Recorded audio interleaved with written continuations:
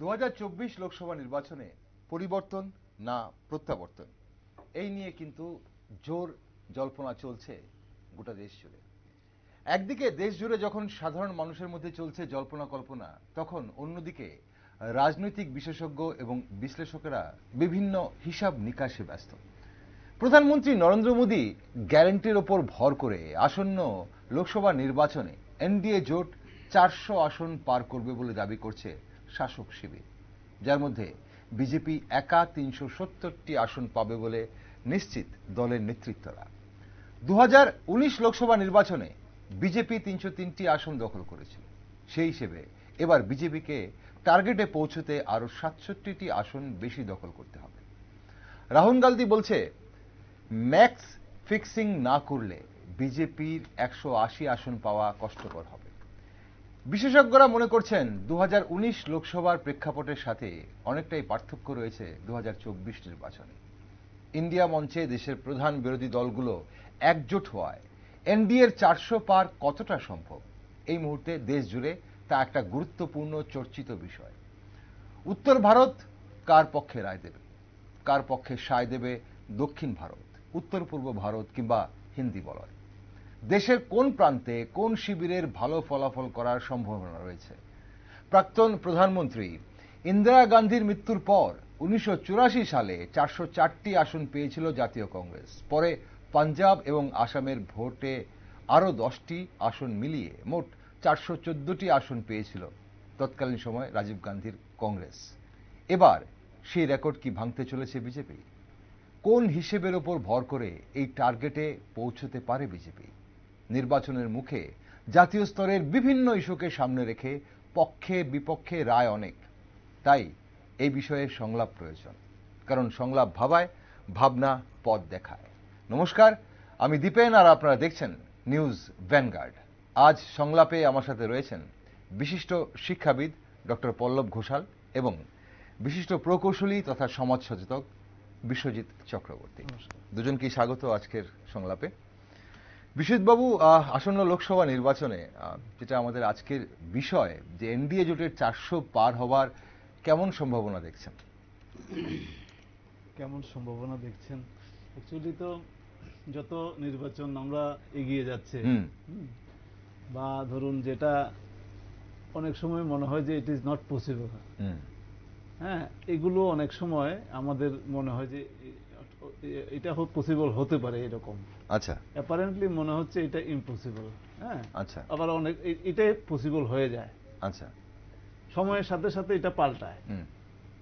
আমি একটা জাস্ট যেমন আমাদের দেখুন না, আমরা যেটা এই যে আমাদের হিউম্যান কনসাসনেস থেকে আমি বলছি, মানে বেসিক জায়গাটা আর কি, যে আমরা কখনো যেটা হিউম্যান কনসাসনেস কন্টিনিউয়াস, এই যে মাইন্ড, মেমোরি, ইন্টালেক্ট, এটার কম্বিনেশনে আমরা যখন থিঙ্কিংটাকে রাইট ডিরেকশনে দিই, তখন অ্যাপারেন্টলি অনেক সময় আমরা যেটা মনে করি যে এটা সম্ভব না, এরকম অনেক কিছুই। যেমন আজকে থেকে 200 বছর আগে আমরা কখনো ভাবতাম না যে একটা টিভি আমাদের সামনে আসবে। এখন তো টিভির আর কত আপগ্রেডেশন হয়ে যাচ্ছে।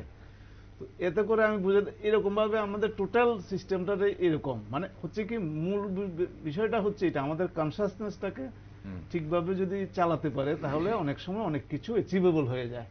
যেটা এখন আমরা দেখতে পাচ্ছি যে আমাদের যেভাবে ন্যারেটিভ গুলো উঠে আসছে, যেরকম ভাবে সবকিছু, যেমন আমি আপনাকে একটা ছোট্ট এক্সাম্পল দিচ্ছি।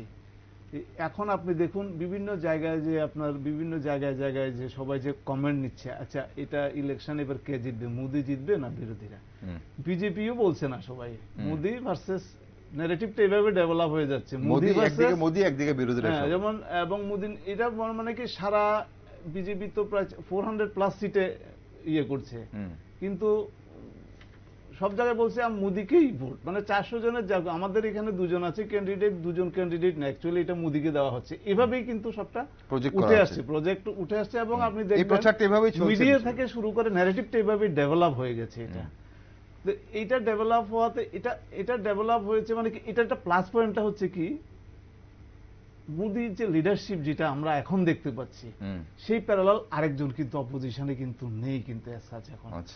আপনি কেউ দেখতে পাচ্ছেন না যে মোদিকে না দিলে আমি কাকে দেব, এবং সবাই কিন্তু একই প্রশ্নটাই বারবার যে আমি মোদিকে না দিলে alternative, there is no alternative, এই টাইপের একটা বিরোধীদের কোনো মুখ নেই, ফেস নেই, যেরকম যে এই আমি এটা না ওকে না দিলে আমরা ওকে দেবো, এরকম একটা পজিশন হয়ে গেছে। যাও একটা জোট হচ্ছিল INDIA, নীতিশ কুমার চলে গেল, মমতা ব্যানার্জির কোনো মানে সেই জোটের ব্যাপার নেই, এইরকম ভাবে যেটা হচ্ছে এটাতে পরিষ্কার না। আর অন্যদিকে দেখতে গেলে আমরা যদি দেখতে চাই যে বিজেপি কিন্তু খুব স্ট্র্যাটেজিক্যালি, মানে সোশ্যাল ইঞ্জিনিয়ারিং যেটা বলা হয়, আচ্ছা, যে জায়গাতে যেমন ধরুন এখানে ইউপিতে আপনা দল, তারপরে আপনার ওই যে কি চৌধুরী, জয়ন্ত চৌধুরী, হ্যাঁ, ছোট ছোট দলগুলো যে ছোট ছোট এবং আঞ্চলিক দলগুলো যা রয়েছে, আমাদের রাজ্যে আমরা দেখেছি তীব্রামথাকে সঙ্গে, তীব্রামথা যেমন এখানে তীব্রামথাকে আছে, জয়ন্ত চৌধুরী, আরো আছে এখানে আপনা দল আছে, আর হ্যাঁ রাজভর, বুঝতে পারছো। এবার নীতিশ কুমার হয়ে গেল এখানে সাউথে, যেমন ধরুন আপনি কর্ণাটকে হয়ে গেল জেডিএস এর সাথে, অন্ধ্রপ্রদেশে আপনার ইয়ের সাথে হয়ে গেল, চন্দ্রবাবু নাইডুর সাথে হয়ে গেল। মানে ওরা কিন্তু ঠিক স্ট্র্যাটেজিক্যালি যেখানে যেখানে ওদের দরকার, যেটা যে বিজেপি 300 না বা যাতে 400 যাতে হয়ে যায়, এটার ব্যবস্থার জন্য ওরা উঠে পড়ে লেগেছে। এবং যেখানে দরকার নেই এখানেও ওরা অ্যালায়েন্স করে করে মানে ইয়ে করে, যেমন ত্রিপুরাতে তীব্রামথার সঙ্গে এসএস দরকার ছিল না, কিন্তু ওরা বললো যে না আমি কোনো রিস্ক নিতে চাই না, এবং ওদের টার্গেটই 400 হয়ে গেছে এরকম একটা। মানে আমাদের তো 272 রিকোয়ারমেন্ট, কিন্তু 400 হয়ে গেছে। অ্যাজ সাচ মানে কি বিজেপি একদম সুপার কনফিডেন্ট। আর আরেকটা হচ্ছে কি মোদির ফেসের একটা যে ভ্যালু, যেটা ওরা খুব নিচ্ছে, ক্যাপিটালাইজ করছে এই জায়গাটার উপরে, যে নিজের ফ্যামিলির জন্য কিছু করাপশনের কোনো চার্জ ওর উপরে নেই, ডিরেক্ট কোনো মানুষের সাথে একটা বিশ্বাস, যে ক্রেডিবিলিটির প্রশ্ন, হ্যাঁ, এইটাতে অনেকটা অ্যাকসেপ্টেবিলিটি আছে। এই নির্বাচনে যদি, লোকসভা নির্বাচনে যদি আমরা ফেস ভ্যালু দেখি, তাহলে তো প্রধানমন্ত্রী নরেন্দ্র মোদী ছাড়া অন্য কোনো ফেস ভ্যালু নেই এই জায়গাতেই। অ্যাকচুয়ালি মানুষ এখন দেখছি কি, আমি কারণ ওভারঅল ন্যাশনালিস্টিক, আমাদের লোকসভা ইলেকশন আর রাজ্য, আমাদের বিধানসভা ইলেকশনের অনেক ডিফারেন্স আছে। লোকসভা ইলেকশন টোটালি এটা অন্য ইস্যুর উপরে হয়, যেমন ধরুন national interest, national stability, national economy, দেশটাকে এগিয়ে নিয়ে যাওয়ার মতো ক্ষমতা কার আছে। কারণ ওভারঅল যে আমাদের ইকোনমিক পলিসি থেকে শুরু করে ফরেন পলিসি সবকিছুতেই তো এটা লিঙ্ক আছে, এটা দেশটাকে, দেশের ওভারঅল যে উন্নতিটা রাজ্যগুলোর, তো এটা লিঙ্ক আছে পুরোটাই। তো সে আবার অন্যদিকে দেশের স্টেবিলিটি এবং আমাদের ডিফেন্স থেকে শুরু করে ইন্টারন্যাশনালি আমাদের পজিশনটা কি আছে সবকিছু, এমন যেমন এখন যেমন Delhi, India 5th largest economy বা ফাস্টেস্ট গ্রোয়িং ইকোনমি হিসাবে বোঝা যাচ্ছে। সারা পৃথিবী ইন্ডিয়াকে মানে খুব একটা সমীহ করছে বা ইয়ে দিচ্ছে। ওই জায়গাতে গিয়ে দেখুন, আমি বলছি না যে এটার মানে আমরা ডেভেলপিং কান্ট্রি, এরপরও ডেভেলপিং কান্ট্রিতে কিন্তু ইস্যুস কিন্তু আছে, কিন্তু অনেক ইস্যুস থাকবেই, এটা ইস্যুস, কিন্তু মানুষের কাছে অপশন কি আছে, এটা হচ্ছে সবচেয়ে বড়। ওকে, তাহলে আপনি যে মানে আমরা আসবো, আমরা বিস্তারিত আলোচনায় আসবো, কিন্তু এই যে 400 পারের যে সম্ভাবনা আপনি বলছেন যে অ্যাপারেন্টলি ইম্পসিবল মনে হলেও হয়ে যেতে পারে। হ্যাঁ, হতে পারে। আপনি আপনার বক্তব্য সেই জায়গায় দাঁড়িয়ে আছে, যেটা দেখা যাচ্ছে অ্যাপারেন্টলি, এবং এটা পসিবিলিটির দিকেই যেমন চলে যাচ্ছে। আচ্ছা, মানে যত দিন যাচ্ছে মনে হচ্ছে it's possible. Okay, 400 possible. Okay, চলুন আসবো আমরা কিভাবে পসিবল, আমরা একটু ব্রেকআপ করার চেষ্টা করব। বিশেষ করে দর্শক বন্ধুরা, যখনই এই 400 সিটের কথা বলা হয় বা লোকসভা আসনের কথা বলা হয়, দেশটাকে বিভিন্ন প্রান্তের বিভিন্ন জায়গায় যে সিটগুলো রয়েছে, আসনগুলো রয়েছে, লোকসভা আসনগুলো, বিভিন্ন রাজ্যের আসন বা বিভিন্ন প্রান্তের আসন, সবগুলো মিলিয়ে দেখা হয় যে কি হতে পারে, 2019-এ কি হয়েছিল, এবার কি হতে পারে। কিন্তু তার আগে আমাদের আরেকজন অতিথি, যিনি অবশ্যই আজ রয়েছেন সংলাপে, ডক্টর ঘোষাল, আপনার কি মনে হয় কতটা সম্ভব বলে আপনি দেখছেন? এবং প্রথমেই বলে নি, আমাদের এই নির্বাচন পৃথিবীর সর্ববৃহৎ গণতন্ত্রের সবচেয়ে বড় নির্বাচন। একদম। আমরা যদি দেখি ইনভলভমেন্ট, এখানে 543 সিটের জন্য ভোট হবে, 969 মিলিয়ন পিপল ভোট দেবে, ঠিক আছে? একদম। আচ্ছা, 1 মিলিয়ন পোলিং বুথ, আমি আকারটা বোঝানোর চেষ্টা করি, বিশাল বিশাল 1 মিলিয়ন পোলিং বুথ, 82 দিন লাগিয়ে ভোটটা হবে, 7টা ফেজে। ঠিক আছে, এত বড় একটা নির্বাচন, এত বড় একটা কর্মযোগ্য, তার সম্বন্ধে মানে তার সংখ্যা, রেজাল্ট কি হবে, মানে সেটা বিচার করার মতো এতটা অভিজ্ঞতা আমার হয়েছে বলে আমি মনে করি না। আচ্ছা, প্রথম কথা। সেকেন্ড, আমি যেটা বিশ্বাস করি, এই যে বিভিন্ন আমরা মানে মিডিয়াতে, কাগজে যে বিভিন্ন যে একটা দিক থাকে অ্যাস্ট্রোলজার, ওরা এক ধরনের প্রেডিকশন করে, আবার ডিফারেন্ট ওপিনিয়ন পোল, সমীক্ষা করে, অ্যানালাইসিস করে, তারা সমীক্ষা করে, প্রত্যেকেরই যার যার ভিত্তি থাকে। আমার মনে হয় এই ভিত্তিগুলো একটা গ্যাস ওয়ার্ক। আচ্ছা, নাথিং বাট গ্যাস ওয়ার্ক। সুতরাং এখন আমরা কথা কিসের ভিত্তিতে বলবো? আমরা কথা বলতে গেলে বলতে হবে যে বিভিন্ন media, social media, news paper, এত বৃহৎ একটা দেশ, মানে দেশের বিভিন্ন প্রান্তের যা খবর পাচ্ছেন তো বললাম, বিশাল, ঠিক আছে। এবার খুব পিকুলিয়ারলি একটা জিনিস লক্ষ্য করা, যেটা আমি ব্যক্তিগতভাবে লক্ষ্য করতে পারছি, যে আমাদের মেইন স্ট্রিম মিডিয়া আর social media reverse role play করে যাচ্ছে। মেইন স্ট্রিম মিডিয়াতে যখন যাচ্ছি আমরা, তখন যা দেখছি সোশ্যাল মিডিয়াতে তার উল্টোটা দেখা যাচ্ছে। আচ্ছা, সুতরাং ইট ইজ ভেরি ডিফিকাল্ট যে to come to a conclusion or to predict something depending upon এই যে ডাইভার্স যে দুটো দিক, তার মধ্যে থেকে এনে কিছু কনক্লুড করা মুশকিল। আচ্ছা, তাই অনেকটাই পরিশ্রমের ব্যাপার, অনেকটা মেধার ব্যাপার। তাই কতটা এটা করা যায় বা করা সম্ভব আমি ডাউটফুল। তারপরেও করতে হয়, আচ্ছা, আলোচনা করতে হয়, আমরা আলোচনা করব। তাহলে ডক্টর ঘোষাল একটা আগের জায়গায় যাই। আমি আজকে ডেটে দাঁড়িয়ে আপনি মেইন স্ট্রিম মিডিয়া এবং সোশ্যাল মিডিয়ার কথা বলছেন। আমরা তাহলে কি আজকে থেকে আগে 2019, 2014 বা তারও আগে যে নির্বাচনগুলো হতো, লোকসভা নির্বাচনই ধরছি, সেই সব নির্বাচনে কি রাজনৈতিক দলরা এভাবে তাদের একটা সংখ্যা বলতো যে এতবার, যেরকম এবার বিজেপি বলছে বা শাসক শিবির বলছে? বলছি আসছি আমি একটা করে। এবার যাই হোক, এর ভিত্তিতেই আমরা আমাদের আলোচনাটা সীমাবদ্ধ রাখতে হবে, এর বাইরে যেতে পারবো না। আর আমরা কেউ জ্যোতিষ নই, আমি জানি না বিশ্বজিৎ জ্যোতিষবিদ্যা মানে দখল আছে কিনা, হাওয়ার আমি তো নই। তাহলে এই যে বিভিন্ন আলোচনা, বিভিন্ন লেখা, বিভিন্ন ডকুমেন্টস ইত্যাদির উপর ভিত্তি করেই, বা বিগত দিনের রেজাল্ট, ইলেকশন ট্রেন্ড, এগুলোর উপর ভিত্তি করে আমরা এটা আলোচনায় আসতে পারি। আমি এই প্রশ্নের এগেইনস্টে একটা প্রশ্ন করব, যে যদি মাননীয় প্রধানমন্ত্রী বা বিজেপি দল 400 পারের স্লোগানটা না দিতেন, ধরে নিলাম হাইপোথেটিক্যালি যে উনি 400 পারের স্লোগানটা দিলেন না, তাহলে কি স্লোগান হতো? মানে আসলের জন্য? হ্যাঁ, তাহলে বিজেপি ক্ষমতায় আসছে হতো সেটা। আচ্ছা, বিজেপি আসছে কি আসছে না, তাই না? বিজেপি ক্ষমতায়, তখন একটা প্রশ্ন মানুষের মনে যেটা খেলতো, যে মানে বিজেপি আসছে কি আসছে না, মানে প্রত্যাবর্তন হচ্ছে না, পরিবর্তন হচ্ছে কি হচ্ছে না, এটা একটা জায়গা।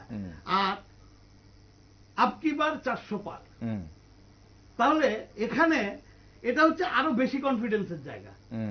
এখানে মানুষের মনে একটা প্রশ্ন, আর এখানে হচ্ছে কি এসে গেছে আমি 400 সিট পাবো কিনা। ঠিক আছে, এটা এই স্লোগানটা কর্মীদের মনে একটা বুস্টিং এর কাজ করে। আচ্ছা, ঠিক আছে, 1 2 প্রচুর পরিমাণ বিজ্ঞাপন, তারপর মিডিয়াগুলো এটাকে লুফে নিয়েছে, মেইন স্ট্রিম মিডিয়া বিশেষ করে। ঠিক আছে, ওগুলো সবসময় আমাদের চোখের সামনে, কারণ আমার চোখের সামনে বা আমার কানে বারবার একটা জিনিস যখন থাকবে, সেটা তার একটা এফেক্ট থাকে। আচ্ছা, আমার মনে হয় 400 পারের স্লোগানটা যেটা, এটা হচ্ছে ভেরি মানে smart publicity by the election management team of BJP party. আচ্ছা, ওকে, এটা তাহলে মেইন গেম। ইয়েস। আচ্ছা, এটা টুফোল্ড ওয়ার্ক করছে। একটা হচ্ছে যারা ভোটার তাদের মনে একটা স্ট্রাইকিং করছে। সেকেন্ড হচ্ছে তাদের যারা ওয়ার্কার আছে ওয়ার্কারকে বুস্টিং করছে, ওয়ার্কার একটা টার্গেট ধরে এগুচ্ছে। Yes, our target is not 272, our target is 400। Okay, ঠিক আছে, তাহলে আমি বলবো এটা একটা মানে very very smart publicity trick by the election management team. Okay, চলুন তাহলে এখানে ডক্টর ঘোষাল খুব সুন্দরভাবে আপনি অন্যভাবে ব্যাখ্যা করলেন, কিন্তু তাহলে সম্ভাবনাটা আমাদের কাছে ক্লিয়ার হলো না। এখন স্মার্ট ম্যানেজমেন্ট তো অবশ্যই, এবং পাবলিসিটি স্টান্ট এবং মাইন্ড গেম যদি 400 হয়ে থাকে, মানে 128 সিটস মোর দেন মেজরিটি, মেজরিটি থেকে 128টা সিট বেশি, 400 সিটের কথা বলা হচ্ছে। এখন প্রশ্ন হচ্ছে যে 2019-এ এনডিএ জোট দখল করেছিল 354টি আসন। এখন 400 পার করতে গেলে এবার জোটের আরো 46টি আসন বেশি পেতে হবে। আর এদিকে বিজেপি একা 370 ফিগার বলছে, 370। এখন বিজেপি পেয়েছিল 303টি আসন, তাহলে সেখানে 370 করতে গেলে আরো 67টি আসন বিজেপির বেশি জিততে হবে। এখন যদি জিততে হয়, আমরা মানে তর্কের খাতিরে বা আলোচনার খাতিরে ধরে নিলাম যে বিজেপি নিশ্চয়ই একটা ক্যালকুলেশন তো করেছে যে আমি এই জায়গা থেকে এই জায়গা থেকে এই জায়গা থেকে ভোট পাবো। 2019 লোকসভা নির্বাচনে যদি আমরা দেশের চিত্রটার দিকে দেখি, তাহলে গোটাটাই বিজেপিময় দেখা যায়, প্রায় দক্ষিণ ভারতের কিছু অংশ ছেড়ে দিলে আর বিক্ষিপ্তভাবে কিছু জায়গা ছেড়ে দিলে। তাহলে এই আসনগুলো দেশের কোন প্রান্ত থেকে বাড়বে বিজেপির বলে মনে হয় বিষয়টা? অ্যাকচুয়ালি তো এই যে 67টা আসন বিজেপির বেশি, অ্যাকচুয়ালি 370 আর এখন উঠে আসছে না, 400ই উঠে আসছে। এখন 400 উঠে আসছে, 400 এনডিএ জোটের উঠে আসছে, এনডিএ 400। এখন হচ্ছে কি, এই জন্যই বিজেপিও ওই কোয়ালিশনের দিকে অনেকগুলো ভাইটাল, যেটা আমি বলছিলাম যে ভাইটাল কোয়ালিশনে গেছে ওরা, খুব সুন্দর কিছু সাউথও কোয়ালিশনে গেছে।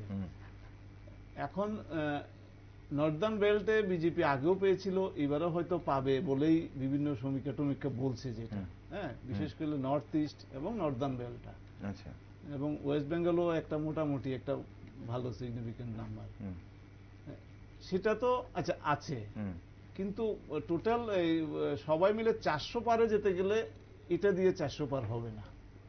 আচ্ছা, আমার যেটা মনে হয় যেটাতে খুব মানে বিজেপিকে খুব ভালো করতে হবে, এবং সেটা হচ্ছে একটা হচ্ছে যেমন ধরুন আপনি সাউথের স্টেটগুলো, আচ্ছা, হ্যাঁ তেলেঙ্গানা, আন্ধ্রা, কর্ণাটকা, তামিলনাড়ু এবং কেরালা ধরুন, ওকে, এখানে মনে হয় সবকিছু মিলিয়ে অ্যারাউন্ড 140 মতো সিট আছে এই জায়গাটাতে। এখন কতটা ভালো করবে বিজেপি, অ্যাপারেন্টলি ওই জায়গাটাতে আগে কিন্তু বিজেপি অ্যাকসেপ্ট আপনার কর্ণাটকা ছাড়া বাকি স্টেটে খুব একটা বেশি ওদের ছিল না, মানে 2019-এর কথা বলছেন? হ্যাঁ 2019 বা তার আগে বিজেপির সেরকম কোনো প্রেজেন্স আমরা দেখিনি।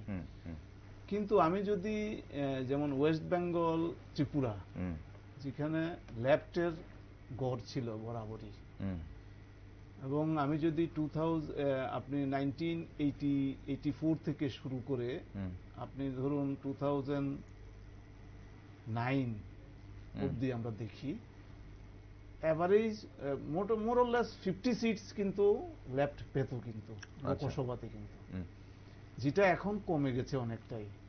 এখন মনে হয় বিলো 10, 2 ডিজিটও যায়নি, হ্যাঁ 6-7টা গেছে লেফট। এবং যা কিছু আছে এখন কেরলে, এবং কেরলে দুটোই আছে, কংগ্রেস এবং সিপিএম মিলেই পাচ্ছে। কংগ্রেস সিপিএম এখন অনেকটা কোয়ালিশনের মতো হয়ে গেছে, আমরা এখন সব জায়গাতে যেটা দেখছি। তো কেরালার যে অপোজিশনের যে ভোটটা, হ্যাঁ যেমন দুটো যখন এক হয়ে যায় না, তখন মানুষের ভিতরে মানুষ রুলিং এর এগেইনস্ট একটা স্টেট হতে গভর্নমেন্ট চলছে না অনেক বছর ধরে, তখন এটা আমাদের এখানে যেটা হয়েছে, বিজেপি যে স্পেসটা পেয়ে গেছে, আমাদের এখানে তো বরাবর কংগ্রেস সিপিএম ছিল না, ওইখানেও কংগ্রেস সিপিএম একই ছিল। সুতরাং এবার কেরলে একটা বিজেপি সারপ্রাইজিং রেজাল্ট করলেও করতে পারে, বোঝা যাচ্ছে না, কারণ এখানে মানুষের যে উদ্দীপনা আমরা দেখতে পাচ্ছি, এই বিভিন্ন মানে আপনার সাউথের বিভিন্ন জায়গাগুলোতে এই উদ্দীপনাটা কিন্তু আমার কাছে মনে হয়েছে ন্যাচারাল, যেরকম বিশেষ করে মহিলাদের জন্য, মহিলাদের তরফ থেকে মানে ওদের যেমন একটা কিছু মানে ওদের বিরাট বড় এক্সপেকটেশন আছে, যেটা ফুলফিল হচ্ছে না, আচ্ছা দেখা যাক মোদিকে দিয়ে হয় কিনা, এরকম অ্যাসপিরেশন। ওই জায়গাটা কিন্তু, এবং আরেকটা কথা আমি এখানে বলবো, যেখানে পলিটিক্স এর ক্ষেত্রে জনসাধারণের কি চায়, বুঝতে পারছেন তো? আচ্ছা, এইটা জানা বুঝা রিয়ালাইজ করা এবং এটাকে ফোকাসে এনে আপনার ইলেকশন স্ট্র্যাটেজি তৈরি করা, এটা কিন্তু এই যে ওর অ্যাসপিরেশনটা, এই অ্যাসপিরেশনটা হলেই ভোটাররা ভোট দেবে। আরেকটা হচ্ছে ক্রেডিবিলিটি, যে বিশ্বাসযোগ্যতা, কেউ বিশ্বাস করছে কিনা। শুধু অ্যাসপিরেশনটা ওর যেটা চাই সেটা টার্গেট করলে হবে না, ক্রেডিবিলিটি, আমাকে বিশ্বাসও করতে হবে। আচ্ছা, সেই বিশ্বাসটা, এই দুটোর কম্বিনেশন। তো এখন ব্যাপারটা হচ্ছে কি, একটা জায়গাতে সাউথে বরাবরই আমরা, যেমন ধরুন না তামিলনাড়ুতে ডিএমকে কেই ভোট দিয়েছে, ডিএমকে এআইডিএমকে এরকমই চলছে। এবার এআইডিএমকে একটু উইক মনে হচ্ছে এখানে, তো ডিএমকে এর পরে অপোজিশনের ভোটটা ওইখানে একটা মনে হয় একটা অ্যালায়েন্সও গেছে, বা আন্নামালাই বলে একজন রিটায়ার্ড যে আইএএস অফিসার, আইপিএস অফিসার, ওনাকে ফ্রন্টে রেখে ওরা একটা নতুন ডাইমেনশন দেওয়ার চেষ্টা করছে। এটা দেখার ব্যাপার আছে কতটা সাকসেসফুল হয়। কিন্তু একটা কথা আমি বলতে পারি, মানে তাহলে আপনি বলছেন কেরালা এবং তামিলনাড়ু, এই দুটো সিটে, অন্ধ্রপ্রদেশ, আচ্ছা অন্ধ্রপ্রদেশে আরো একটা ইস্যু আমি বলবো এখানে, যেমন ধরুন ওয়ান নেশন ওয়ান ইলেকশন উঠে আসছে, কিন্তু এখন মানুষের মনে ঢুকছে কথাগুলো, মোরলেস কমিটি রিকমেন্ডেশন দিয়েছে। সুতরাং সব জায়গাতে ওয়ান ইলেকশন হলে ওই দুটো পার্ট হয়ে যাবে। আচ্ছা, বুঝতে পারছেন তো? তো এখনই মানুষের মনে এই জিনিসটা স্ট্রাইক করছে, আমি কোন পার্টে যাব। এটা আমি শুধু রিজিওনাল পার্টির উপরে সীমাবদ্ধ থাকলে পার্লামেন্ট ইলেকশনে চলবে না। আচ্ছা, আমাকে আইদার এটাতে যেতে হবে, যেটা অ্যাপারেন্টলি মনে হচ্ছে যেটা কংগ্রেস, এবং কংগ্রেস উইল বি গেইনার আমার মনে হয় নেক্সট ইলেকশন থেকে, এই ইলেকশনে না হলেও। কারণ ওই যে ওয়ান নেশন ওয়ান ইলেকশনের কনসেপ্টে বলছি, মানে আপনি বলছেন রিজিওনাল পার্টিগুলোর, রিজিওনাল যারা যেসব পার্টিকুলার রিজিওনাল পার্টিকে ভোট দেয়, ওরা সেন্ট্রাল ইলেকশনে, এবং রিজিওনাল পার্টিগুলো এরকম অ্যালায়েন্সে যাবে, যে অ্যালায়েন্সে, এবং অ্যালায়েন্সে গিয়ে ওরা, যেমন ধরুন না চন্দ্রবাবু নাইডুর সাথে যে বিজেপির অ্যালায়েন্স হয়েছে, চন্দ্রবাবু নাইডু ম্যাক্সিমাম লোকসভা সিট দিয়ে দিয়েছে যে তুমি নিয়ে যাও, আমার বিধানসভা সিট হবে, বিধানসভাতে আমি নেব ওইখানে। তো এইভাবে যে অ্যাপ্রোচটা, বিজেপি মেবি এ বেনিফিশিয়ারি, এবং কংগ্রেসও বেনিফিশিয়ারি হতে যাচ্ছে এটাতে ইন ফিউচার। সাউথে বিশেষ করে এটা একটা বড় একটা ইম্প্যাক্ট থাকবে। একটা বললাম যে এই যে কেরল একটা আছে, একটা, আর ইয়েতে তো আপনার কর্ণাটকাতে তো বিজেপি ভালো রেজাল্ট করবে, এটা আশাই করা যাচ্ছে। ওকে, ভালোই করবে। তাহলে কেরালা, কর্ণাটক, তামিলনাড়ু এবং অন্ধ্রপ্রদেশে বিজেপি গেইন করবে। এখন বিজেপি গেইন করবে, আপনার এই ইয়ে তো মোটামুটি পাবে একটা কিছু, কি বলে এটা, তেলেঙ্গানাতেও কিছু একটা আছে, সামান্য কিছু হলেও পাবে ওখানে। তাহলে এই পাঁচটা রাজ্যে গেইন করলে তাহলেই বিজেপি 400 ফিগার হতে পারে। আরেকটা ইস্যু আমার কাছে মনে হচ্ছে, যেটা অনেক জায়গাতেই আমরা এবারের ইলেকশনে দেখার ব্যাপার, যেটা যত দিন যাচ্ছে, একটা কথা আমি বলেছিলাম যে ইয়ং যে ভোটাররা, ওদের চিন্তা ভাবনা এবং মানে বাকি যারা সিনিয়র ভোটার, ধরুন অ্যাবাভ 40 বা অ্যাবাভ 45, একটু ডিফারেন্ট। ইয়ং ভোটারদের চিন্তা ভাবনাটা অনেকটা, যে কে গ্রোথ দেখাচ্ছে এগুলো দেখে ওরা, বা কার ইনস্ট্যান্ট বেনিফিট, ইমোশন হয়ে ওরা ইয়ে করে না। আর আরেকটা ইস্যু যেটা ইয়ং ভোটারের সাথে সাথে, যে মুসলিম মহিলা ভোটাররা এবং শিক্ষিত মুসলিম ভোটাররা, কারণ বিজেপি কিন্তু এখন কিন্তু আপনি বলুন, আগে যে অ্যাপ্রোচ ছিল ওদের, এই অ্যাপ্রোচটা কিন্তু এখন কিন্তু, যেমন ওরা বারবার বলছে হিন্দু মিনস অল ইন্ডিয়ানস আর হিন্দু, এটা কনসেপ্টে এগিয়ে যাচ্ছে ওরা।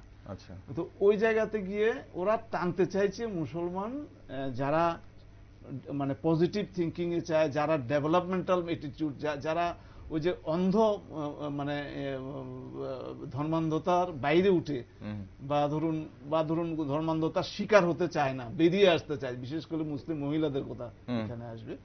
ওরা কতটা কি ভোট দেয় এটা দেখার ব্যাপার আছে অনেক জায়গাতেই। আমার মনে হয় এগুলো এই কয়েকটা ইস্যুর উপরে ডিপেন্ড করবে আলটিমেটলি।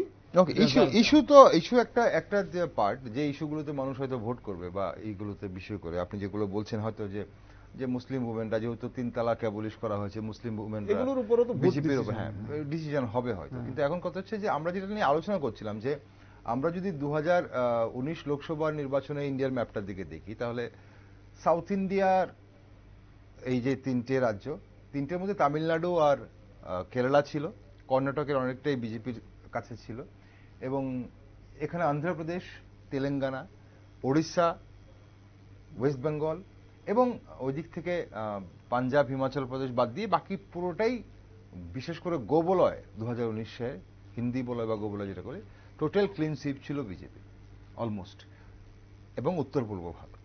এবার তাহলে কোন জায়গা থেকে সে আরো 67টা সিট বা আরো 46টা সিট বিজেপির বা এনডিএ জোটের বের করে আনতে হবে তাদের সেই টার্গেট ফিগারে পৌঁছতে গেলে? দেখুন, একটা ব্যাপার হচ্ছে, প্রথম যে জিনিসটা, যে আমাদের 19 লোকসভা নির্বাচনে আমার খুব ব্যক্তিগত মতামত, 2019 was the peak time for BJP and NDA. আচ্ছা, এবার যে ফ্যাক্টরগুলো কাজ করবে, যেমন 10 ইয়ার্স এন্টি ইনকামবেন্সি কাজ করবে, এটা করে, এটা স্বাভাবিকভাবেই, সে স্টেটের ক্ষেত্রে হোক, সেন্ট্রালের ক্ষেত্রে হোক, কোথাও কোথাও হয়তো মানে আমাদের মতো বেশি বুদ্ধিমান লোক যারা আছে 35 বছরও এন্টি ইনকামবেন্সি কাজ করে না আমাদের মধ্যে। যাই হোক, আমি এটাকে ধরছি না, আমি সাধারণভাবে 10 ইয়ার্স একটা এন্টি ইনকামবেন্সি কাজ করবে। আচ্ছা, তাহলে আমরা 19-এর চেহারাটা যদি একটু দেখি, 19-এ বিজেপির যে আমার যে ইন্ডিয়ান স্টেটস এন্ড ইউটিজ, যে টোটাল বিজেপির স্কোর 100% ছিল 10টা প্রভিন্সে। আচ্ছা, ঠিক আছে, 100% স্ট্রাইক রেট। তারপর 80 to 99% স্ট্রাইক রেট ছিল 7টা স্টেটে। আচ্ছা, 50 to 79% স্ট্রাইক রেট ছিল 5টা স্টেটে। আচ্ছা, দেখুন, তার মানে 10 আর 17 5 22 আউট অফ 36 প্রভিন্স, 22টা প্রভিন্সে যে রেজাল্ট করেছে তার চেয়ে অনেক ক্ষেত্রেই ভালো রেজাল্ট আর হয় না। If we take the example of Madhya Pradesh, if we take the example of Karnataka, if we take the example of Rajasthan, Gujarat, কি হচ্ছে ওখানে 28-এ 25, উত্তর 29-এ প্রদেশ, 28, বিহার 40-এ 39, ঠিক আছে? তাহলে 39টা বেড়ে কখনো তো 45 হবে না, ইট may go up two 40, last সিটটা যেটা সেটা নিতে পারে।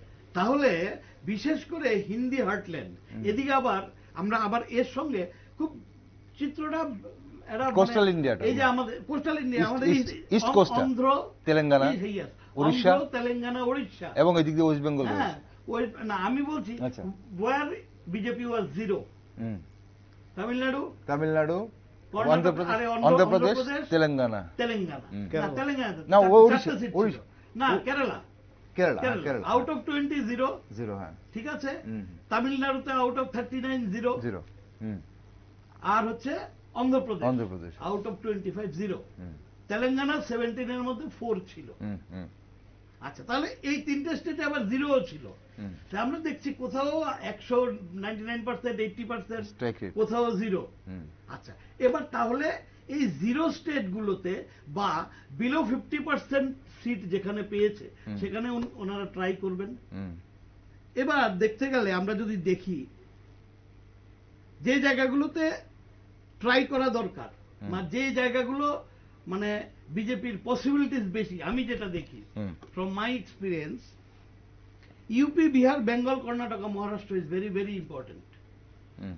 UP, Bihar, Bengal, Karnataka, Maharashtra. Okay, now I am taking the example of Maharashtra. কি অবস্থা, হোয়াট ওয়াজ দ্য পিকচার মহারাষ্ট্রে এর আগের বার শিবসেনার সঙ্গে ছিল। NDA alliance got 41 seat out of 48, ঠিক আছে। এর মধ্যে এবার কি হয়েছে, এবার সেই শিবসেনা নেই, শিবসেনা ভেঙেছে, শিবসেনা দুটুকরো হয়েছে, পাশাপাশি ওদিককার এনসিপিও দুটুকরো হয়েছে। এবার মহারাষ্ট্রে এই 48টা সিট হচ্ছে সেকেন্ড হাইয়েস্ট, উত্তরপ্রদেশের পরেই মহারাষ্ট্র। হ্যাঁ, মহারাষ্ট্রে যেখানে তাদের স্ট্রাইক রেট ছিল, মহারাষ্ট্রে মানে 2019 নির্বাচনে, হ্যাঁ, 19 নির্বাচনে বিজেপি 23 সিট পেয়েছিল, আচ্ছা অ্যালায়েন্সরা পেয়েছিল 18 সিট, হুম এনডিএ এর টোটাল সিট ছিল 41। হুম এবার চেহারাটা কিন্তু এমন নেই। আমি যেভাবে দেখছি, যেমন শিবসেনা ভেঙেছে, হুম এনসিপিও দু টুকরো হয়েছে, একটা সিন্ধে, হুম একটা উদ্ধব ঠাকরে।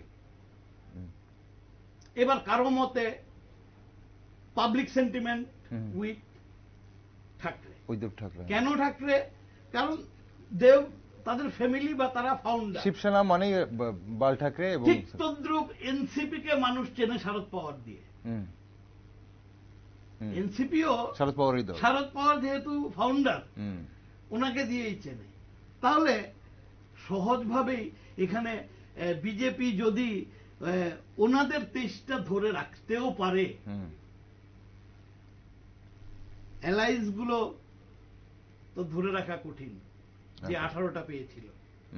শিবসেনা 18টা পেয়েছিল, হ্যাঁ, এখন তো শিবসেনাও আলাদা হয়ে গেছে। ঠিক আছে, এবার এনসিপির ক্ষেত্রে তেমন হতে পারে, যাকে এনসিপি গতবার 4টে সিট পেয়েছিল, 18 আর 23-এর পরিপ্রেক্ষিতে 4, আচ্ছা খুবই ছোট নাম্বার।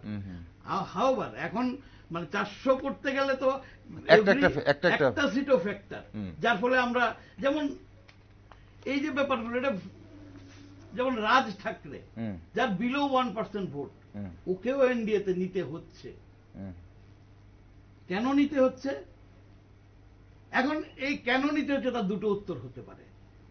এক দল বলবে 400-র জন্য, আরেক দল বলবে 272-এর জন্য।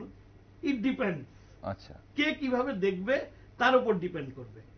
কারণ কেউ বলবে 272 হচ্ছে না, তার জন্য একে নিচ্ছে। আরেকটা দল বলতে পারে, একটা মানে চিন্তাধারার মানুষ বলতে পারে 400-র জন্য নিচ্ছে। ওরা যার যার চিন্তাধারা। কিন্তু তার মানে মহারাষ্ট্রে এখন যে পিকচারটা আছে, 2019-এর একরকম প্রেক্ষাপট নেই। আচ্ছা, তারপর বললাম কি? তারপর বললাম বেঙ্গলে যারা যাই ভাবুক, বিজেপির একটা স্ট্রং হোল্ড আছে। আমার মানে যে সবকিছু দেখে শুনে যেটা মনে হয়েছে, বেঙ্গলে বিজেপির ভোট শেয়ার বাড়বে। আচ্ছা, কিন্তু whether that vote share will be converted into seat, it is doubtful. আচ্ছা, কারণ ভোট শেয়ার বাড়ার অর্থ এই না, যেমন তামিলনাড়ুতে লাস্ট 5 ইয়ার্সে প্রধানমন্ত্রী নরেন্দ্র মোদী যে প্রচেষ্টা করেছে, তামিলনাড়ু অনেক মানে প্রচেষ্টা করছেন, যেহেতু বিজেপি জিরো ছিল, হ্যাঁ, ওনার প্রচুর প্রচেষ্টা হয়েছে। আমার যেটা 4% না 5% ভোট পেয়েছিল, এটা 8%, 9%, ইভেন 2 ডিজিটও হতে পারে। কিন্তু whether that 10% will be converted into seat, সিটটা কনভার্ট হবে it is doubtful. Vote percentage বাড়তে পারে, শেয়ার বাড়তে পারে, ভোট শেয়ার বাড়তে পারে। এমন অনেকগুলো স্টেট আছে ভোট শেয়ার বাড়বে, আমি বলে দিচ্ছি আপনাকে। অন্ধ্র, আচ্ছা, তামিলনাড়ু, কেরালা, তেলেঙ্গানা, ওকে, বিহার, ওড়িশা, বেঙ্গল ভোট শেয়ার বাড়ার সম্ভাবনা আছে, কিন্তু সিট শেয়ার বাড়বে কিনা ডাউটফুল। আচ্ছা, ঠিক আছে, যেমন I am taking the example of Bihar again. Bihar কি ছিল? বিহারের চেহারা, বিহারের চেহারা ছিল out of 40 seats BJP 17, alliance ছিল 22। অ্যালায়েন্সে কারা ছিল? নীতিশ বাবুর দল আর পাসওয়ানের দল। ঠিক আছে, আচ্ছা, এবার দেখুন নীতিশ বাবুর এদিকে চলে আসা, এদিকে চলে যাওয়া, যাওয়া আসা, মানুষের একটা। এখানে কি হবে? বিজেপির যে সিটগুলো ছিল বিহারে 17 seat, it may go up to 20। আচ্ছা, কিন্তু অ্যালায়েন্সের সিট কমে আসতে পারে। দুটো বড় অ্যালায়েন্স, আপনি চিন্তা করুন, দুটো বড় অ্যালায়েন্সের দিকে আমরা যদি তাকাই, নীতিশ বাবু, I am personally doubtful Nitish বাবু গতবারের সিট ধরে রাখতে পারে কিনা। আচ্ছা, 2, এটা আমি যেভাবে দেখছি, 2, লোক জনশক্তির পার্টি এলজেপি, পাসওয়ান কি ছিল? তাদের 6 জন ছিল, 5 জন জিতেছে, একজনকে মন্ত্রী করেছে, কাকা ভাইয়ের ছেলে এখন মন্ত্রী, আবার পদত্যাগ করে বেরিয়ে গেছে। ঠিক আছে, আবার এখন পাসওয়ানের ছেলেকে এনে ঢুকিয়েছে, এখানেও ক্লেশ আছে। তারপর আরেকটা বিহারে ইম্পর্ট্যান্ট যে ঘটনাটা ঘটেছে সেটা হচ্ছে ভদ্রলোকের নাম সব সাহানি মাল্লার ওদেরকে 3টে সিট দিয়ে আরজেডি মানে উল্টো দিকে যে অ্যালায়েন্স এরা নিয়ে নিয়েছে, এদের প্রচুর মানে ভোট কাটার ক্ষমতা বা ভোট বেশ 3-4টে পকেট ভালো পকেট আছে। সুতরাং বিজেপি ভালো করতে পারে বিহারে, অ্যালায়েন্স যারা আছে। কিন্তু জেডিইউ যখন আবার মানে এনডিএ তে চলে গেল, জেডিইউ এনডিএ তে চলে গেলে যে বিজেপির যে ভোট শেয়ারটা জেডিইউ পাবে যেখানে ওরা দাঁড়াচ্ছে, তাদের লাভ হবে না? আমি তো বললাম বিজেপির লাভ হবে না মানে জেডিইউ সিটে, জেডিইউ যেখানে দাঁড়াবে সেখানে তো বিজেপির ভোটগুলো পাবে না। বিজেপির ভোট পেলেও মানে জেডিইউ সিট জেডিইউ নিজের ভোট কমে যাবে তো। আচ্ছা, জেডিইউ নিজস্ব শেয়ারটা কমবে। আচ্ছা, ওকে। তাহলে আপনি বলছেন অন্ধ্রপ্রদেশ, তামিলনাড়ু, কেরালা, তেলেঙ্গানা, না কর্ণাটকা, তেলেঙ্গানা, বিহার, ওয়েস্ট বেঙ্গল এবং উড়িষ্যা, এখানে বিজেপির ভোট শেয়ার। কথা বলি 14% ভোট পেয়েছে গত বিধানসভা নির্বাচনে বিজেপি। It will increase. আচ্ছা, কিন্তু ওখানে রেবন্ত রেড্ডি যে কংগ্রেসের যিনি আছেন মুখ্যমন্ত্রী, উনি কিন্তু মানে বিজেপিকে মানে গতবার 4টে পেয়েছিল তেলেঙ্গানাতে, বাকিগুলো বিআরএস আর কংগ্রেস পেয়েছিল, বিআরএস বা টিআরএস হোয়াটএভার। হ্যাঁ, এখন ওদের একটা বিশাল চেষ্টা হচ্ছে বিজেপিকে আগের থেকে কমিয়ে আনা। আমি ভদ্রলোক একটা ইন্টারভিউ দেখেছি। আর যেহেতু ওখানে সরকারে ওরা এখন গভর্নমেন্টটা চেঞ্জ হয়ে গেছে, বিজেপি শূন্য চাইছে ওখানে তেলেঙ্গানা, কিন্তু বিজেপির ভোট পার্সেন্টেজ বিধানসভার চেয়ে হয়তো ভালো হবে। কিন্তু সেটা ওই সে একই কথা, সিটে কনভার্ট হবে কিনা সেটা নিয়ে আমি বললাম, আমি এই 5-6টা স্টেট বললাম যেগুলোতে এখন এই যেমন অন্ধ্র, তামিলনাড়ু, কেরালা, তেলেঙ্গানা, যেমন কিছু কিছু লোকের ভিউজ হচ্ছে অন্ধ্রতে টিডিপির সঙ্গে অ্যালায়েন্সটা যদি না করতো বিজেপির হয়তো ভালো হতো। বিভিন্ন মানুষ বিভিন্ন মতামত প্রকাশ করে, কারণ ওখানে ওয়াইএসআর শাসনে আছে, টিডিপির এমনিতেই সে ভালো না। আচ্ছা, হ্যাঁ, কতটা রেজাল্ট দেবে বা কতটা, এখন এই যে ছোট দলগুলোর সঙ্গে যে অ্যালায়েন্স করার ব্যাপারটা বিজেপি, সেটাতে বিজেপি কোন জায়গায় গেইনার হবে কোন জায়গায় লুজার হবে সেটাও একটা ফ্যাক্টর রয়েছে। কারণ সব জায়গাতেই যে ছোট দলের সঙ্গে বা আঞ্চলিক দলগুলোর সঙ্গে যদি অ্যালায়েন্স করা হয় সেখানে গেইনার হয় কিনা সেখানেও একটা সংশয় বা একটা প্রশ্নবোধক চিহ্ন থাকে না। সে থাকে, যেমন আমি বলি আরো কিছু ফ্যাক্টর কাজ করে, দেখুন লোকাল ফ্যাক্টরও অনেক কাজ করে। আপনি যেমন দিল্লিটা এই যে before the arrest of Arvind Kejriwal, Delhi পিকচারটা একরকম ছিল। আচ্ছা, তারপর দিল্লির অন্তত 2-3টে সিট হলেও আন্ডার চ্যালেঞ্জ বিজেপির জন্য। 7-7 ছিল, now it is under challenge. পাঞ্জাবে এমনিতে সিট ছিল 2টো, আকালি দলের ছিল 2টো, এবার আকালি দলের সঙ্গে অ্যালায়েন্স হয়নি, ঠিক আছে, এবার ওখানে আপ, এই ঘটনাটা তার একটা এফেক্ট থাকবে। তারপর দেখুন, আমি বলি সমস্যা নেই বললে তো ভুল হবে। এখন আমি সমস্যাটা দেখবো কি দেখবো না, হ্যাঁ, আমি সমস্যাটা দেখবো কি দেখবো না, কারণ আপনি সমস্যা যদি বলেন আমি এখন 25টা সমস্যার তালিকা দিয়ে দেব।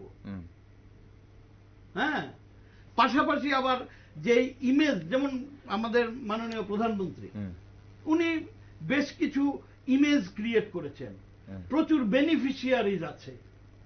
This are the plus points, this are the plus points. এবং প্রত্যেকটা জিনিসকে মানুষ দুভাবে দেখে। যেমন ধরুন 80 কোটি লোককে 5 কেজি করে চাল দেওয়া, কেউ দেখবে এটা বাহ সরকার চাল দিচ্ছে, ভেরি গুড গভর্নমেন্ট। আরেকজন বলবে না, it is not at all a good governance. কেন গরিব কল্যাণ যোজনা থাকবে? গরিব শব্দটাই থাকবে না।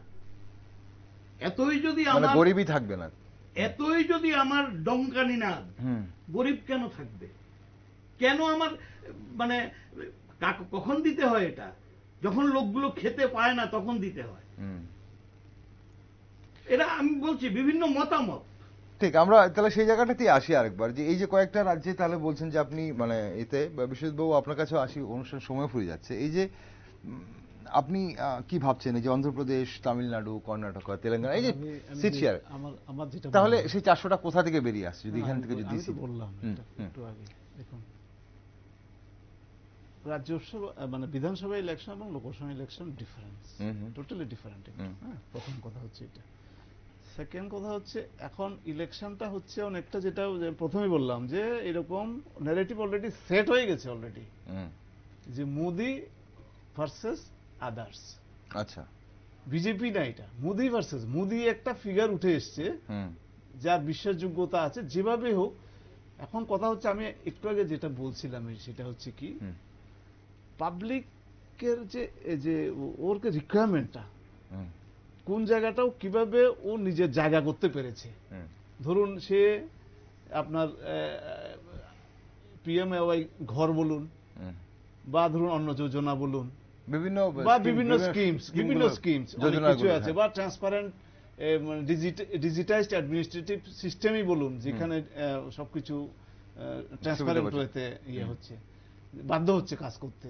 অফিসারদের উপরে ডিপেন্ডেন্সি কমে যাচ্ছে এই জায়গাটাতে, অফিসাররা বাধ্য এগুলো সব আপলোড করতে। আমি এটা টয়লেট করে আপলোড করতে হবে আমাকে এখানে, না হলে এটার আমার ইউটিলাইজেশন আসবে না। এটা আমার একটা ঘর করে, তো এতে করে কি হচ্ছে আমি আপনাকে, এটা একটা গেল ক্রেডিবিলিটি পলিটিশিয়ান সে মোদি বলুন বা মোদির অপোজিশন, বিজেপি বলুন বা বিজেপির অপোজিশনই বলুন, কথা হচ্ছে জনগণের ক্রেডিবিলিটি অর্জন করা, আর হচ্ছে কি জনগণের অ্যাসপিরেশনটাকে জেনে বুঝে সেই অনুযায়ী। দেখুন পলিটিশিয়ানরা কি হয়, এই যে 5 বছর এতদিন চালালো বিজেপি, তার আগে কংগ্রেস চালিয়েছে এরকম ভাবে, তো ওদের কাছে পুরো দেশের আমাদের 3 ধরুন এখন প্রায় 4 ট্রিলিয়ন ইকোনমি যেটা আছে, হ্যাঁ, ওইটা আমরা কিভাবে ইউটিলাইজ করছি, প্রায়োরিটি আমরা কি ডিসাইড করছি, ওই টাকাটাকে আমি কিভাবে কোথায় কোথায় আমি পৌঁছে দিতে পারছি, এর উপরে ও ডিপেন্ড করে পাবলিকের এক্সপেকটেশনটা বা ধরুন ক্রেডিবিলিটি, ওর মানে অ্যাসপিরেশনটা এবং বিশ্বাসযোগ্যতা, ক্রেডিবিলিটিটা, এটা গেল। এটার সঙ্গে কি যোগ হচ্ছে দেখুন এই জায়গাটাতে বিজেপি, এই জন্যই ওরা ওইটাকে মোদি ভার্সেস আদার্স করছে, কারণ ওদের লিডারশিপ স্ট্রং পজিশন আছে। এটা সঙ্গে কি আছে আমার যেটা দেখি সেটা হচ্ছে কি, একটা হচ্ছে কি খুব মানে অর্গানাইজড ওদের অর্গানাইজেশনাল সেট আপ, এটাও কিন্তু খুব ইম্পর্টেন্ট, কিন্তু অর্গানাইজেশনাল সেট আপ, ম্যানেজমেন্টটা ভালো, ভোট ম্যানেজমেন্টটা ভালো করবে টোটাল ওদের একদম বিভিন্ন জায়গায় ওদের একদম লোক আছে, এটা অর্গানাইজেশনাল সেট আপ, যেটা কংগ্রেস এতদিন পরও করতে পারেনি এই সেট আপটা, কিন্তু যেটা নিয়ে কংগ্রেসের ভাবা উচিত এত বছর ধরে আছে। কিন্তু ইন্ডিভিজুয়াল সেন্ট্রিক অনেকটা ইলেকশন, ধরুন এখানে অমুক আছে, আমি নাম বলছি না, অমুকের এখানে ভালো রয়েছে, ওর ইমেজ আছে, ও ভোট ক্যাপচার করতে পারে, ইলেকশন জিতছে 5 বছর 10 বছর, কিন্তু বাকি জায়গায় কিন্তু হচ্ছে না। কিন্তু এরকম অর্গানাইজেশনাল সেট আপটা এখানে নেই, ওই কেন্দ্রে ও করে নিয়েছে, এই জন্য আছে, বা এরকম হয়তো 5টা কেন্দ্রে আছে, বাকি কেন্দ্রগুলোতে নেই। ওভারঅল যে অর্গানাইজেশন সেটআপটা ওইটা নেই এখানে। এটা কিন্তু অনেক ভাইটাল জিনিস, কিন্তু এটা বামফ্রন্টের এখানে আমরা দেখেছি ত্রিপুরাতে যেরকম আছে, ছিল আগে, এখন হয়তো আছে কিনা জানি না অর্গানাইজেশন। থার্ড আর একটা ইস্যু হচ্ছে এখানে যে আপনার এই যে পিপল অ্যাসপিরেশন, যে কি হলে পরে মানুষ খুশি হবে, মানুষের রিকোয়ারমেন্টটা কোথায় জানা, এটার জন্য ওই লোকটাকে গ্রাম স্তরের মানে আপনার অর্গানাইজেশনাল সেটআপ থাকলে ওইটাও উঠে আসে, যে অ্যাকচুয়ালি মানুষ কি চায় সেই অনুযায়ী কাজ করা।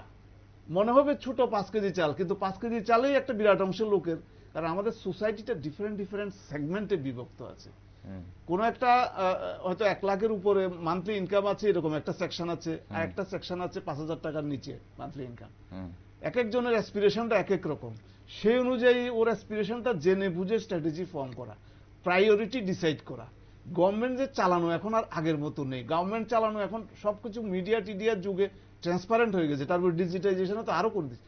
এবার আমি আমার যে টোটাল বাজেটের টাকাটাকে আমি কোথায় কিভাবে খরচ করছি ওইটা খুব ভাইটাল হয়ে যাচ্ছে। ওইটার উপরে ওই যে উনি যেটা বললেন লাভার্থী তৈরি হয়ে যাচ্ছে, বেনিফিশিয়ারি তৈরি, ওই বেনিফিশিয়ারি ওটা ওকে ভোট দিচ্ছে যে আমি তো বেনিফিট আগে কখনো পাইনি। এটা হ্যাঁ, এটার সঙ্গে ওই যে প্রায়োরিটিটা, আর এটার সঙ্গে আমি একটু আগে যেটা বলেছিলাম যে কিছু প্রেসিডেন্সিয়াল ফর্ম অফ ইলেকশন, তো অনেকের অ্যাসপিরেশন সাউথে বছরের পর বছর স্থানীয় লোককে দিয়ে যাচ্ছে, বা ধরুন কেরলে কংগ্রেস সিপিএম আমাদের এখানে ধরুন না, আপনি দেখুন না মানে 80-এর আগ অব্দি শুধু এই দুটো পার্টিকে দিয়ে গেছি, হঠাৎ করে যখন পাল্টেছে তখন কিন্তু সব কিন্তু নিয়ে গেছে, কিন্তু বিজেপি 1.5% থেকে আপনি 40% 50% নিয়ে ও সব সরকারি করে নিয়েছে এটা। এবং কেরলেও কিন্তু বিজেপির অর্গানাইজেশনাল সেটআপ খারাপ নেই, কিন্তু ভালো আছে। ওইখানে আমি বলবো একটা খুব একটা অবাক করার মতো, কারণ মানুষ কি চাই এটা মানুষ বলতে পারে, গণদেবতাই বলতে পারবে, আমরা তো বলতে পারবো না এখানে বসে, বুঝতে পারছেন তো? আলটিমেটলি 400 পার। এবং সিমিলারলি এই আন্নামালাই যে ও যে সিলেকশন অফ লোক যেটা, হ্যাঁ, আন্নামালাই ও একজন খুব মানে মানে খুব সাহসের সঙ্গে কাজ করার মতো পজিটিভ মাইন্ডসেট নিয়ে মানুষের ভালো কাজ করার জন্য মানসিকতার একটা লোককেও হেড বানিয়ে দিয়েছে এখানে স্টেটে। এটার কিছু না কিছু ধরুন 40টার ভিতরে 5টা 7টাও যদি পায়, অনেক বড় অ্যাচিভমেন্ট এটা একটা তৈরি হবে। কর্ণাটকাতে তো পাবে, এটা অন্ধ্রপ্রদেশে সে আবার সেই ব্যক্তি কারিশমায় পাবে কিনা, বা সংগঠন তো আছেই, বা সঙ্গে ব্যক্তি কারিশমা, আন্নামালাইয়ের ব্যক্তি কারিশমায় সিট কিছু সিট ধরুন সবগুলোতে। এই যে ধরুন এই যে যখন এখানে কর্ণাটকাতে গতবার 28টার মধ্যে 25টা সিট, তো অলরেডি তো 100%-এর কাছাকাছি পেয়েই আছে। 25টা পেলে অনেকটা, আমি বলবো আমরা যদি এবার কি হতে পারে, এবার কি 28 হয়ে যাবে কর্ণাটকে, তাহলে 3টে সিট বাড়বে। তাহলে যদি এটা হয়, তাহলে রাজস্থানে 25-এ ওটা 5ও তো হতে পারে। কারণ আমরা এখানে আর একটা জিনিস দেখি যে মানে বর্তমান সময় এটা কনসিডার করি, এটা কারণ 19-এ আমরা দেখেছি যে সরকার থাকে, মানে কংগ্রেস স্টেটগুলো, কংগ্রেস শাসিত রাজ্য সরকারগুলোতে বিজেপি ভালো করেছে, কিন্তু 19-এ আমি তো তার জন্য আমি প্রথম বলে নিয়েছি 19 ওয়াজ দ্য পিক। ঠিক আছে, ঠিক, 19 ওয়াজ দ্য পিক। আর এক একবারের প্রেক্ষাপট তো এক এক রকম থাকে, এবং পরিবেশ পরিস্থিতি এক এক রকম থাকে, এবং সেটাই হচ্ছে যে অনুষ্ঠানের সময়টা ফুরিয়ে গেল, আরো আলোচনার বিষয় ছিল যে এবারের যে বিভিন্ন ইস্যুগুলো, সেগুলো এই 400 পার করতে বিজেপিকে কতটা সাহায্য করবে বা চ্যালেঞ্জের মুখে ফেলবে, এটা একটা ব্যাপার জানার ছিল, কিন্তু সময় নিয়ে আর আলোচনার দরকারটা ছিল 400 পার করতে বিজেপিকে কোন কোন ইস্যুগুলো চ্যালেঞ্জের মুখে ফেলতে হবে, দ্যাট ওয়াজ ইম্পর্টেন্ট। এখন কথা হচ্ছে সেই জায়গাটা দ্যাট ওয়াজ ইম্পর্টেন্ট, যে কোন বা এটা যদি আরো 15 দিন আগে করা যেত বিজেপির সুবিধা হতো না। বিজেপি জানতো, সে বিজেপি জেনে গেছে, বিজেপি হয়তো জানে, কিন্তু এই মুহূর্তে পয়েন্টস যেগুলো ওকে চ্যালেঞ্জ ফেস করতে হবে। এখন আরেকটা জিনিস হচ্ছে, ছোট্ট করে আপনার কাছে জানতে চাইবো যে মানুষ এখন তো ইস্যু তো প্রচুর, আমরা বিশ্বজিৎবাবু লাভার্থীর কথা বলছিলেন, আপনি অঙ্ক করছিলেন, আমরা যে এই অঙ্কটা অনেকেই করছে যে এই কোন রাজ্যে কটা সিট বাড়লে বিজেপির সেই 400 বা 370-এর টার্গেটটা কমপ্লিট হবে। এখন কথা হচ্ছে মানুষ কিসের, গণদেবতারা কিসের নিরিখে এবার ভোট দেবে বলে মনে করছেন? একদম খুব ছোট্ট করে 2 মিনিট সময় আছে, 1 মিনিট করে। প্রথমে ডক্টর ঘোষাল। মানুষ কিসের উপর, গোটা দেশের মানুষ কি জাতীয় যে এই মুহূর্তে ইস্যুগুলো রয়েছে, সেটা সিএএ হোক, সেটা রাম মন্দির হোক, বা এখন কংগ্রেস যে ইস্যুগুলো তুলছে গণতন্ত্র পুনরুদ্ধার, সেই সব ইস্যুগুলো মাথায় রেখে ভোট দেবে নাকি? না, প্রশ্নটা হচ্ছে অ্যাকচুয়ালি এক একটা মানে সেকশন অফ দ্য সোসাইটি তার ভাবনাটা তার মতো, যে বেকার ছেলেটা সে ভাববে আমার কাজ নেই, তার চিন্তাধারা একরকম হবে। ওকে, ঠিক আছে, যে ডেলি লেবারার সে একরকম ভাবে ভাববে, যে বাড়ির লোকটা কোভিডে মরে গেছে সে একরকম ভাবে ভাববে, যে লোকটা সেনাবাহিনীর চাকরির জন্য নিজেকে তৈরি করেছিল এখন অগ্নিবীর স্কিম হওয়ার ফলে সে হয়তো হতাশ, সে একরকম ভাবে ভাববে। আবার যে লোকটা ব্যবসা বাণিজ্য করে স্টার্ট আপ করে খুব ভালো করেছে সে একরকম ভাবে ভাববে। সুতরাং ডিফারেন্ট সেকশন অফ সোসাইটি, প্রত্যেকেই আমরা কি ভাবি, আমরা ভাবি নিজস্ব কারণ আছে। ইয়েস ভেরি মাচ, এই জিনিসটা খুব প্লে করে। হ্যাঁ, যার ফলে বিজেপির 10 বছরের শাসন ব্যবস্থা বা মাননীয় প্রধানমন্ত্রী বেশ কিছু ইমেজ তৈরি করেছেন, ওই ইমেজ সত্যকে মিথ্যা আমি যাচ্ছি না, একটা হিন্দুত্বের একটা ব্যাপার, সফট হিন্দুত্বের একটা ব্যাপার উনি সৃষ্টি করতে পেরেছেন। হ্যাঁ, উনি, আমি বললাম বেনিফিশিয়ারির ব্যাপারটা, ঠিক আছে, তারপর উনি G20 করার সময় সে বিশ্বগুরু এই জাতীয় একটা ইমেজ ক্রিয়েট করেছে। তো এখন ওইগুলোকে যদি আমরা পোস্টমর্টেম করি, অনেক পজিটিভ, অনেক নেগেটিভ, অনেক কিছু বেরিয়ে আসবে। সুতরাং এসব মানুষ যার যার নিজস্ব চিন্তাধারা এই করে করবে। তবে আমার কাছে অ্যাজ অন ডেট যেটা মনে হচ্ছে যে to achieve 400 it is theoretically possible, but practically এটা মানে সম্ভাবনার কাছাকাছিও নেই। অ্যাজ অন ডেট, আবারও বলছি অ্যাজ অন ডেট, কালকে কি হবে জানি না, as on date it is quite a hypothetical number. Okay, আর 1 মিনিট সময় আছে সুদবাবু, আপনার কি মনে হয় কিসের নিরিখে মানে জনগণ ভোট দেবে? জনগণ ভোট দেবে জনগণের যেখানে ও স্বপ্ন দেখছে, যে এটা পসিবিলিটি আছে। আচ্ছা। এই লোকটাকে আমি এবার হয়তো নাও পেতে পারি, ভবিষ্যতে পাবো, আমি স্বপ্ন দেখতে পারি। আচ্ছা। আমার পসিবিলিটি আছে, আমার গ্রাউন্ড রিয়ালিটির উপরে আমি যেভাবে অন্যরা পাচ্ছে এটার উপরে বেস করে আমি দেখতে পারি যে ওর ক্যাপাবিলিটি আছে দেশ চালানোর। আচ্ছা। সেই ক্ষেত্রে ওইটাতে একটা বিজেপির একটা প্লাস পয়েন্ট আছে বলে আমার মনে হয়। আচ্ছা। সেকেন্ড হচ্ছে কি, আমি যেটা বললাম যে মহিলারা, বিশেষ করে সাউথ ইন্ডিয়াতে মহিলারা এবং অল ওভার ইন্ডিয়াতে মুসলিম মহিলারা এবং ইয়ং যে মুসলিম যারা ডেভেলপিং মাইন্ডসেট ওয়ালা যারা আছে, ওরা কিভাবে ভোট দেবে এটার উপরে 400 is definitely is a very tough task. আচ্ছা। Definitely tough task. কিন্তু ওই যেটা বললাম আমি প্রথমেই, অ্যাপারেন্টলি ইম্পসিবল মনে হলে পসিবল হতে পারে। কারণ হচ্ছে কি, মানুষ যেখানে স্বপ্ন দেখে, মানুষ যেখানে মানুষের অ্যাসপিরেশনটা দেখে যে এইখানে পসিবল হতে পারে, এতদিন তো দিয়েছি দেখা যাক না, বিশেষ করে সাউথ ইন্ডিয়ান বেল্টে, ওইখানে বিজেপি খুব ভালো রেজাল্ট না করলে 400 পাওয়াটা একটু টাফ হবে।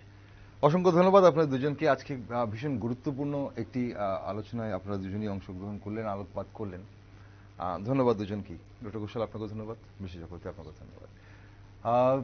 দর্শক বন্ধুরা, প্রধানমন্ত্রী থেকে শুরু করে বিজেপির সর্বভারতীয় নেতৃত্ব এবং রাজ্যস্তরীয় নেতৃত্বরাই কিন্তু বলছেন দেশের জনগণ আইএনডিআই জোটকে প্রত্যাখ্যান করবে, তাই এনডিএ এবার 400 পার করবে।